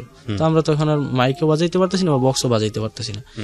তো মানে এটার প্রতি আমার একটা মানে ক্ষোভ জমে যায় যে আমরা এত কিছু করলাম একটা ভালোভাবে অনুষ্ঠান করার জন্য, মনে করুন সেই আইসা তার স্কুলের একটা অনুষ্ঠান, সেই আইসা এখন আমাদের বাধা দিতেছে। তো আমরা ওইসব আর কোনো কিছু না করে আমরা চলে আসি। চলে আসার পরে ওই পরের দিন আর আমরা যাই না গিয়ে, তো ওই পরের দিন আবার বিকালবেলা যাই, মানে যেদিন খেলা শেষ অবস্থায় ওই সময় যাই। তো আবার ওই আমাদের যে বড় ভাইদের সাথে আমরা মিলে চাঁদা তুললাম। তো ও বলতেছে যে তোরা তো খুব বড় হয়ে গেছিস, মানে এটা সেটা, তোরা সারাদিন কই ছিলি, তো এইসব বললো। তো আমরা আর এসব কিছু মাথায় নিইনি। তো আমাদের একটা করে গ্লাস, একটা করে প্লেট দিল, তো নিয়ে বাসায় চলে আসলাম। তো বাসায় চলে ওই দিন রাত্রেবেলা মানে 2-3 জন মিলে যে এইসব সম্পর্কে আলোচনা করতেছি, যে বিষয়টা কি হইলো, এত কষ্ট করলাম, যে গান বাজাবো, আমরা একটু আনন্দ করব, তো এটা সে করতে দিল না। তা ওর প্রতি আমার একটা জেদ চেপে যায় যে ওরও একটা মানে মোটামুটি যা পারি ওর পিছনে আমরা লাগে যাব, মানে ক্ষতি একটা করে দেব। তো এরকম সুযোগ আর পাচ্ছি না। তো এরকম করতে করতে তো ওই সময়টায় যে আমি আর কি ওই টিউশন নিতাম, আমাদের এলাকারই একটা ছেলে ছিল, ওনার নামটা আমি বলতে চাচ্ছি না, উনি বর্তমানে একজন মানে ইয়েতে আছে, ওই একটা কলেজের লেকচারার। ঠিক আছে, সমস্যা নেই, বলেন। তো ওর কাছে আমি টিউশন নিতাম, ও আবার আমাদের সবকিছু জানতো, ছোটবেলার কাহিনী সব যদি জানতো, আমরা কিভাবে চলতাম। তো ও আবার কি করতো, আমার কাছে টাকা নিত না নিলে আবার ওর সাথে ছোটবেলায় মানে ওরা যখন ক্রিকেট খেলতো আমরা তখন বল করাই দিতাম তাদের। তো একটা সময় দেখা গেছে যে ওই ইন্টারমিডিয়েট থাকার ফার্স্ট ইয়ারে থাকার সময় ওর সাথে আমরা ক্রিকেট খেলতেছি, ফুটবল খেলতেছি, তো আবার সকালবেলা তার কাছে পড়তেছি। তো একদিন আমার এক ফ্রেন্ড বলতেছে যে আজকে আমরা একটা কাজ করি, ওই একটা মুরগি নিয়ে আসি, পাকায় আমরা নিজেরাই খাবো। আমি বলতেছি যে দেখ আমার কাছে তো কোনো টাকা পয়সা নেই, ওই যদি তোর কাছে থাকে তুই দিয়ে দে, তাহলে আমি তোকে পরে দিয়ে দেবো এক সময়। তো ও বলতেছে যে না, কিনে আমরা খাবো না, তাহলে কিভাবে? তো বলতেছে চল অন্য এলাকায় যাই, গিয়া একটা মুরগি ধরে নিয়ে আসি। তো আমি বললাম তো ধরবো, ঠিক আছে, কিন্তু রান্না করবে কি? আমি তো রান্না জানি না, তুইও তো জানিস না। তো বলতেছে ঠিক আছে, যেরকমই পারি আমরা নিজেরাই করে খাই নিব। তো গেলাম, একটা মুরগি ধরলাম, ধরে নিয়ে আসলাম, আইনা পাকায় নিজেরা খাইলাম। তো ওইটা খাওয়ার পর থেকে মানে এরকম একটা মানে প্রতিদিনই আমরা এরকম ধরনের খাচ্ছি। তো ওই আমাদের এলাকার কিছু ভাই বলতেছে যে তোরা তো আসলে যা করতেছিস আর ভালো করতেছিস না। তো আমরা বললাম যে ভাই কি করলাম আমরা? যে ও বলতেছে তোরা যেভাবে ধরে ধরে খাইতেছিস, তো আমাদেরকে কোনো সময় তো খাওয়াস না। তখন আমি বললাম যে ভাই আপনারা তো মানে আমরা এসব জানি না যে আপনারা এসব খান, বা আপনারা বললে যাবেন, আপনারা তো আমরা জানি যে বললে উল্টা আমাদেরকে বকাচকা করবেন। তো তারপর থেকে খাওয়ার এটা একটু বেড়ে যায়। তো বললাম যে আমরা তো আপনারা যে খাবেন, তো পাক শাক তো ভালো হয় না, রান্না বাড়া করতে পারি না। রান্না বাড়া করার চিন্তা করার দরকার নেই, রান্না বাড়ার লোক আমার কাছে আছে। তো ওই সময় জানি না আমি যে কে রান্না করে দিই। তো আমরা সবকিছু রেডি করে নিয়ে আসলাম, মুরগি ধরে নিয়ে আসলাম। তো আসার পরে তো ওই যে আমার যে আমি যার কাছে টিউশন নিতাম, আমার যে স্যার ছিল, তা ও দেখি ও আসছে, আমি তো দেখে মানে ভয় পাইতেছি, দাঁড়ায় গেছি যে ও কেন আসলো। তা ও এসে বলতেছে যে রান্না ওই করবে। তখন থেকে তার কাছে তার ভিতরে একটা মানে তার সাথে একটা আন্ডারস্ট্যান্ডিং হয়ে গেল, ফ্রি একদম। তো যে কোনো সময় তার মানে ওই এটা সেটা, ও আবার কি করতো, ওর ঘর থেকে মানে চাল নিয়ে আসতো, চাল নিয়ে আসা যাতে চাল আর কাছ থেকে না দিতে হয়। তো এইভাবে আমরা খাওয়া দাওয়া করি। তো অনেকদিন যায়। তো একদিন এভাবে করতে যেয়ে আমরা একজনের কাছে ধরা খেয়ে যাই আর কি। আমিও মুরগিটা আমার হাতে নিছি ধরিয়া, মানে ওই মালিকও চলে আসে। তো এরপর থেকে মনে করেন যে আমাদের এটা বন্ধ হয়ে যায় আর কি, একটা বিচার হয় যেভাবে তারা গ্রামাঞ্চলে এরকম করতেছে, আমাদের এটা সেটা নিয়ে আমাদের ক্ষতি করতেছে। তো আসলে তো আমরা তাদের কাছ থেকে এটা আশা করিনি, তো এরকম কেন করবে? আমাদের তো এলাকারই সন্তান। তো অনেকে অনেক কথাই বলে, তো ঠিক আছে আমরা আর এসব করবো না। তো চলে আসি। তো পহেলা বৈশাখের দিন আমরা আমাদের অনুষ্ঠান দেখতে যাব। তো অনুষ্ঠান দেখতে যাওয়ার সময় তো বলেছি যাবো, যে কারো কাছে তো মানে খুব বেশি এটা 2-1 যেতে পারবে, আর 2-1 যেতে পারবে না, ভাড়া নাই আর কি। তো এক ফ্রেন্ড বলতেছে তো চল মানে বাজার পর্যন্ত তো আগে যাই, ব্যবস্থাটা হয়ে যাবে। তা ও আবার বাজারে যাওয়ার আগে মানে কি করলো, মানে সুপারি আছে না, ওই সুপারি পারলো, হ্যাঁ সুপারি চুরি করলো, প্রায় 100-র মতো, 100 থেকে 150 হবে এরকম। তো আমরা ওটা বাজারে নিয়ে বেচার পরে প্রায় 250-200 টাকার মতো পেলাম। তো ও বলতে তখন র্যান্ডম করতেছিলেন আপনারা, যেখানে যেটা পান চুরি মানে করা, ওইটাই ফার্স্ট টাইম মানে সুপারি চুরিটা। তো মানে ওই টাকার অ্যামাউন্ট একটু বেশি ছিল, মানে একটা সুপারি 1 টাকা 1.5 টাকা বিক্রি হতো, এরকম অবস্থা। তো ও মানে এটা একদিন যাওয়ার পর তখন বলতেছে যে না তাহলে আমরা এটাই করব, মানে এক ফ্রেন্ড বলতেছে তাহলে এটা তো ভালো, মানে দৈনিক যদি এরকম 2-1 টাকা করতে পারি তাহলে তো ভালো। তখন আমরা কি করতাম, একদিন প্রায় ওই দিনের বেলা আমরা ঘুরে ঘুরে দেখতাম যে কোন জায়গায় কি আছে, মানে কোন জায়গায় ভালো সুপারি আছে বা ওটা রাত্রে পারা যাবে বা ভালো আছে। তো দিনের বেলা বিকাল বেলা ঘুরে ঘুরে দেখতাম, আর রাত্রেবেলা যেতাম। তো একদিন রাত্রেবেলা প্রায় 1 বস্তার মতো আমরা সুপারি পারি, বাইরে আমরা ওটা বাজারে নিয়ে যাই। তো বাজারে নিয়ে ওটা ওই দিন খুব কম দামেই বিক্রি করতে হয়, কারণ ওই ছোট ছিল বড় ছিল। তো এটা দেখে ও খুব নিতে চায় না, ওই দিন রিকোয়েস্ট করে ওকে দিলাম যেগুলো আমরা এখন কোথায় নিব। তো ও বুঝতে পারছে যে এটা আমরা চুরি করে নিয়ে আসছি। তো ও তো আমাদের বুঝতে পেরে ও শুধু শুধু মানে কম দাম বলছে এরকম, যে না যদি কম দামে না দাও তাহলে তোমাদের জিনিস তোমরা নিয়ে যাও। তো আমরা তো কম দামেই বিক্রি করি। তো আরেকদিন আমরা একটা প্ল্যান করি, মানে এটা এই আমার পরীক্ষার মানে ইন্টারমিডিয়েট পরীক্ষার ফার্স্ট ইয়ারের পরীক্ষা কিছুদিন আগে। আচ্ছা। তো ওই প্ল্যানটা করি এরকম যে আমাদের যে ওই যে রেজিস্ট্রেশন করতে হবে বা টাকা, তো আমি চিন্তা করি যে একদিন তাহলে একটা বড় ধরনের কিছু করি, মানে বেশি করে পারি যাতে আমাদের এই টাকাটাও হয়ে যায়, মানে মোটামুটি ভাবে কিছু ধরনের হয়ে যায়। আচ্ছা। তো ওই দিন প্রায় আরো 3-4 জন মিলে প্রায় 6-7 জন, তো আমরা প্রায় 5-6 বস্তার মতো সুপারি এরকম জমা করি রাত্রেবেলা, প্রায় রাতের 12টা 12:30টার দিকে। তো আমরা যখন এটা ঠেলা গাড়িতে করে বাজারে নিয়ে যাই, তো মানে ওই বাজারে যাওয়ার সময় মানে মেন রাস্তাটা ওঠার সাথে সাথে মানে আমাদের ওই চাকাটা হাওয়াটা চলে যায়, তখন তো আর টাইনে নেওয়া যায় না। তো মানে রাস্তায় দাঁড়ায় রয়েছি বস্তাগুলো নামিয়ে, তো একটা রিক্সা দেখলাম আসতেছে, তা ওকে মানে দাঁড় করাই দেখি যে আমার এলাকার এক লোক। তখন তো আমরা ভয় পেয়ে গেলাম। তো এখন যদি বলি যে না আপনি চলে যান, আমরা এসব আপনার দিয়ে যাবো না, তখন ও বস্তা বলতেছে যে বস্তায় কি? বললাম যে বস্তায় কিছু না, আপনি যান। তা ও আবার কি করলো, যে ও আবার বললো যে না ঠিক আছে বস্তায় যাই থাক, আমি কিছু বলবো না, কিছু আমাকে দিস তাহলেই হবে। ওকে। তো আমরা একটু সাহস পেলাম, তো বস্তায় নিয়ে গেলাম ওই রিক্সা করে। তো নিয়ে গিয়ে প্রায় বাজারে ওই লোকরে আবার নিয়ে আসলাম ওর বাড়ি থেকে, যে আমরা এরকম নিয়ে আসছি, আপনি আসেন। তো প্রায় ওই দিন প্রায় 3 থেকে মানে 2,500 টাকার মতো আমরা পাই, মানে ওই 5-6 বস্তা সুপারি দিয়ে। তো একটা সময় দেখা যাচ্ছে যে এটা একটা বিশাল বড় না, যে 5-6 বস্তা সুপারি তো আর এটা না। তো মানে জানাজানি হয়ে যায় যে এর গাছের এটা নাই, ওর গাছের সুপারি নাই, মানে বাগানের সুপারি সব চুরি হয়ে গেছে। তা ওই যে রিক্সা দিয়ে আমরা গেছিলাম, তো ওই রিক্সাওয়ালা কি করলো, আবার ওই এলাকার মানুষের কাছে কিছু কিছু মানুষের কাছে বলে দিল যে এরা করছে। তো ওই একটা সময় দেখা গেল যে ওরা সবাই আসলো, এসে আমাদের ধরলো যে তোরা এইসব কাজ করছিস, তো এখন কি করছিস ওইসব, মানে এইসব কেন করছিস? তো আমাদের প্রতি তোরা একটা প্রায় মানে মারামারি পর্যায়ে হয়ে যায়। তো আমাদেরকে মারতে আসে, মানে একটা বিচারের মাঝে বিচার বসে। তো আমরা ওদের কাছে মানে ক্ষমা টমা চাই। চাওয়ার পরে মানে আমার তখন আর কি যে টাকাগুলো পাইছি আমি প্রায় 1,500 টাকার মতো নিচে, বাকিগুলো সব মানে ওদেরকে বইলা যে আমার এটা পরীক্ষার ফিস দিব, রেজিস্ট্রেশন ফিস, তো তোরা আর বাকিগুলাই করিস, বা অন্য সময় যে কোনো সময় তোরা আমাকে টাকা না দিস, যাই করি অন্য সময়। তো ওই সময় তো আর মানে এই চিন্তা নাই যে আমরা ধরা খেয়ে যাবো। তো ওরাও ভাবলো যে আচ্ছা ঠিক আছে এক সময় তো করব। তো আমি ওইটা দিয়া মানে আর কিছু দিয়া মানে রেজিস্ট্রেশন করি, তো পরীক্ষা দেই। তখনও কিন্তু আমার ওই মেয়েটার সাথে রিলেশন চলতেছে। তো আমি পাস, ওই রেজাল্ট তো আর কোনো খুব বেশি একটা গুরুত্ব দেওয়া হয় না। তো যদিও ক্রস থাকে তাহলে আবার সেকেন্ড ইয়ারে দেওয়া যায়। আচ্ছা। তো ওটা তো আর পাবলিক ভাবে ওই রেজাল্ট আউট হয় না। তো স্যারেরা বলে দিল যে কে কত পাইছে।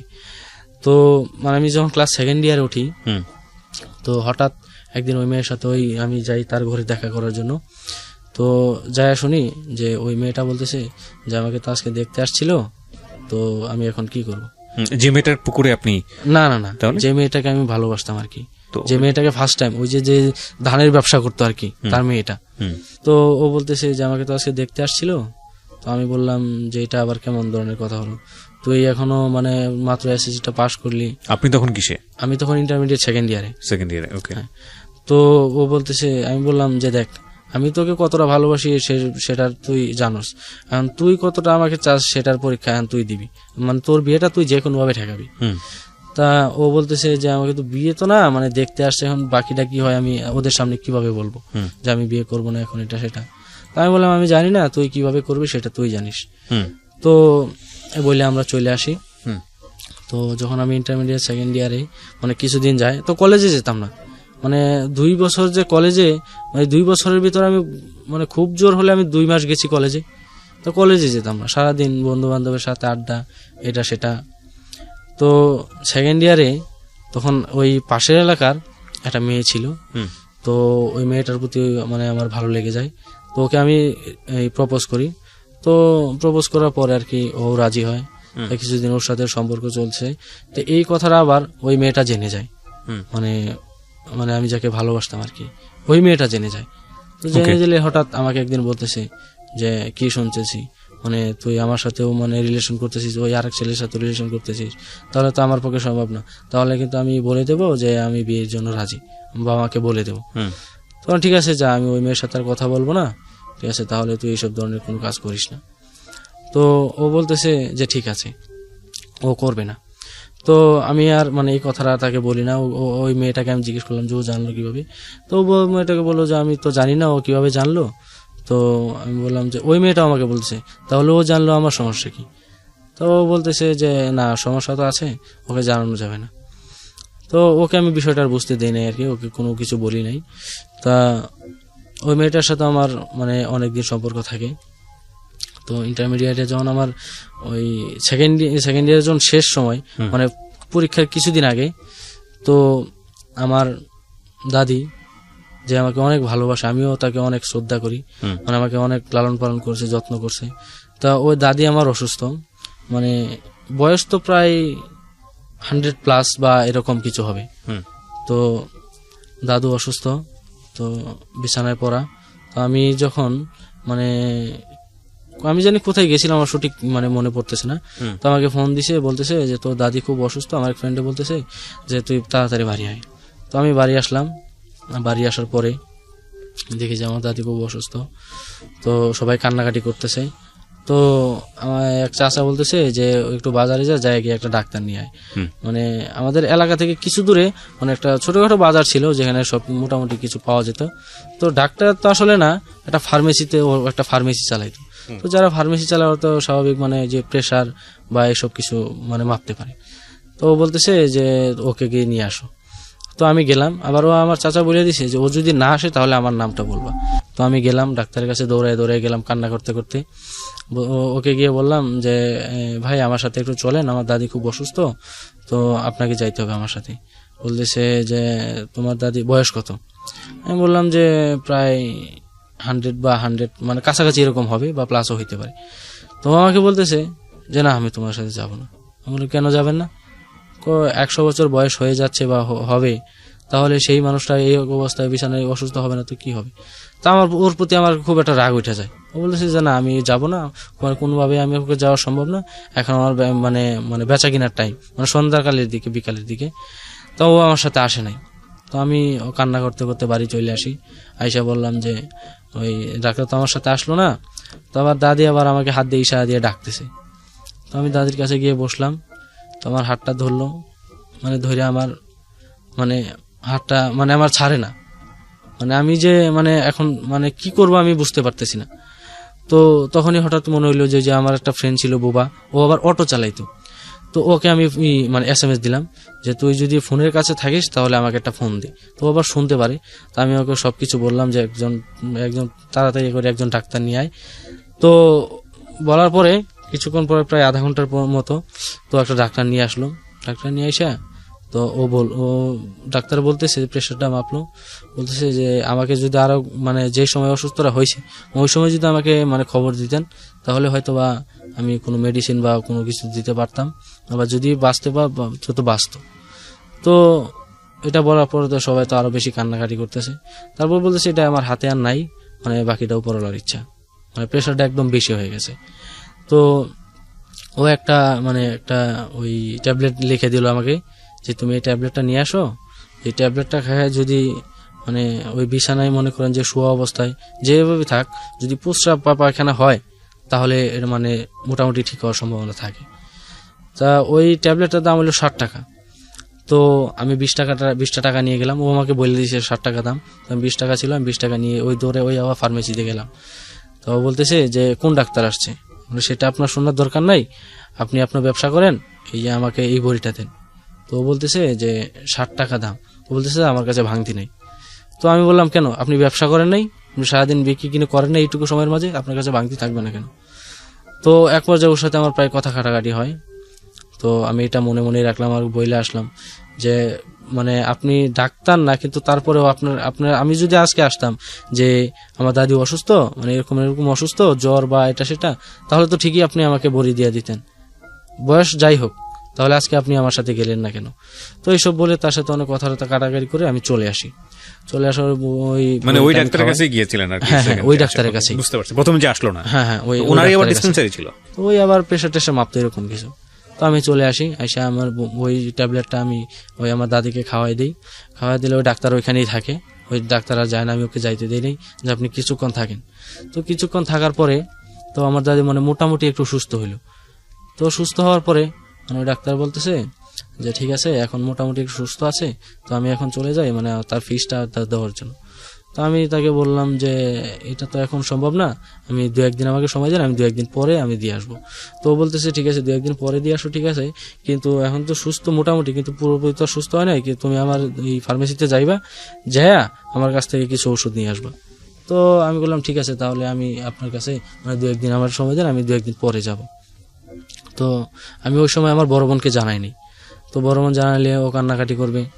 তো ওকে আমি পরে 2-3 দিন পরে ওই ডাক্তারের কাছে যখন আমি যাব তখন আমি ফোন দিয়ে বলি আপা এই অবস্থা, দাদি তো খুব অসুস্থ ছিল, তো ডাক্তারের কাছে আনছিলাম, ডাক্তার এখন ফিস, এখন ডাক্তার কিছু মানে ওষুধপত্র দিতে চায়, এখন না খাওয়াইলেও মানে কেমন দেখা যায়, তো দাদু যেহেতু অসুস্থ, আমি আপাকে ফোন দেওয়ার পরে তো আপা বললো যে ঠিক আছে তাহলে তুই কি এক কাজ কর, তো কারো কাছ থেকে কিছু টাকা ধার নিয়ে পরে আমি একসময় দিয়ে দিব।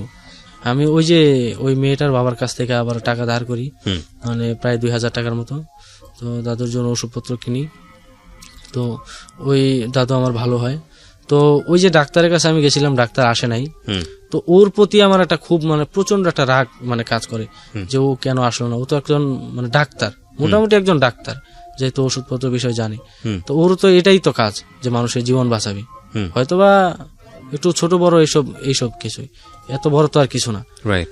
তো ওর প্রতি আমার একটা খুব রাগ কাজ করে যে এই আজকে সে এরকম একটা আমার কাছে এরকম একটা ব্যবহার করতে পারলো, তো ওর ভালো ধরনের আমি একটা ওর সাথে আমার একটা কিছু করতে হবে।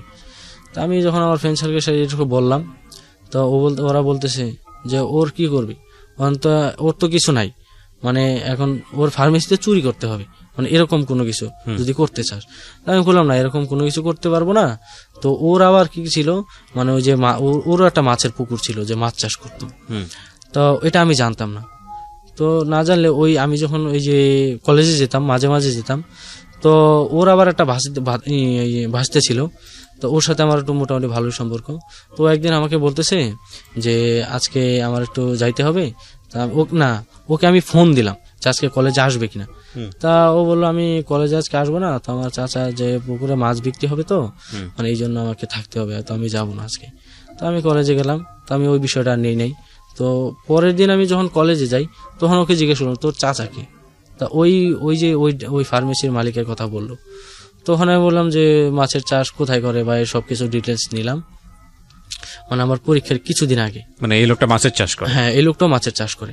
তো তারপর মানে আমি সবকিছু ডিটেলস নিলাম যে পুকুরটা কোথায় বা এটা সেটা, মানে কি পরিমাণ মাছ আছে, তো মাছ কিরকম বিক্রি করলে কিরকম টাকা লাভ হলো, তো অবস্থা থেকে আমার স্বাভাবিকভাবে সব নিলাম।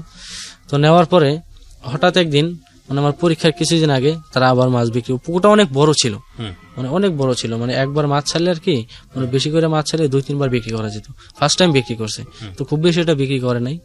তো আমি আমার পরীক্ষার কিছুদিন আগে তো আমি ওই এলাকায় গেলাম, যাই একদিন বিকালবেলা সবকিছু ঘুরে দেখে আসলাম। তো ঘুরে দেখে আসার পরে কিছুদিন পর আমি ওই কীটনাশক নিয়ে গেলাম, ওই ধান খেতে যেগুলো দেওয়া হয় আর কি, ওই যে কাজটা আমি আগে করছিলাম সেম কাজ।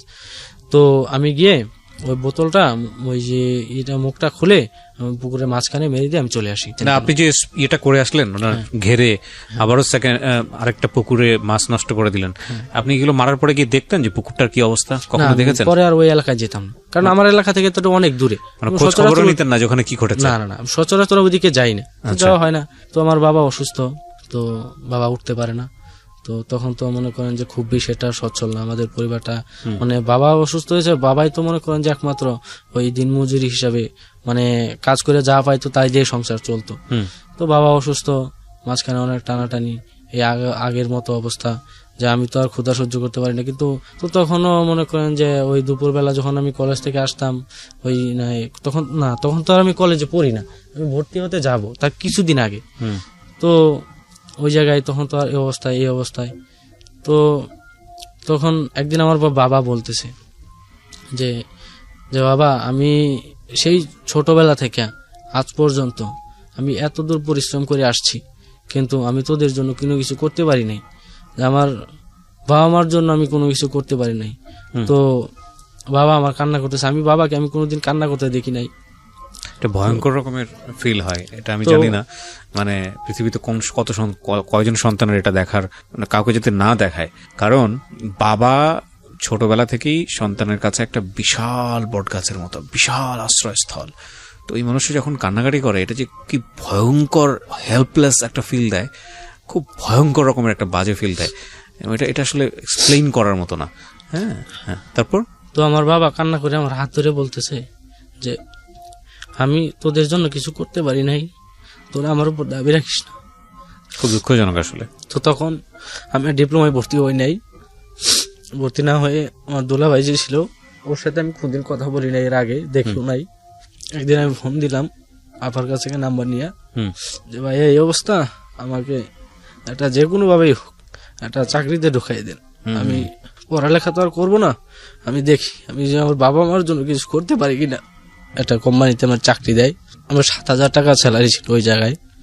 তো আমি 7,000 টাকা দিয়ে আমার 1,000 টাকা রুম ভাড়া ছিল। আমি আর মানে যা পাইতাম মানে খাওয়া খরচ বাদে আমি সব দিয়ে দিতাম, আমি নিজের জন্য কোনো কিছু রাখতাম না। আপনি বর্তমানে কি করছেন? আমি বর্তমানে ওই নেটের একটা কোম্পানিতে জব করতেছি। ওখানে আপনি কি করেন? হোম সার্ভিস দেন বিভিন্ন, কি কাজ? আপনার কাজটা কি? ওই হোম সার্ভিসটা দেওয়াই আমার কাজ। বিভিন্ন কেবল বাড়িতে গিয়ে system। টাকা পয়সা তোলা না না নাকি না, ওই তাদের নতুন করে কানেকশন দেওয়া নতুন করে কানেকশন? বা ওই এতে আপনার কয় পয়সা হয় প্রতি মাসে? এতে আমার Salary 10,000 কত? টাকা স্যালারি আসে কত? মোটামুটি 10-এর মতো। 10-এর মতো। এটা আপনি কি করেন? খেয়ে পরে বাড়িতে পাঠাতে পারেন? হ্যাঁ, আমি আমার নিজের মানে প্রতিদিন যা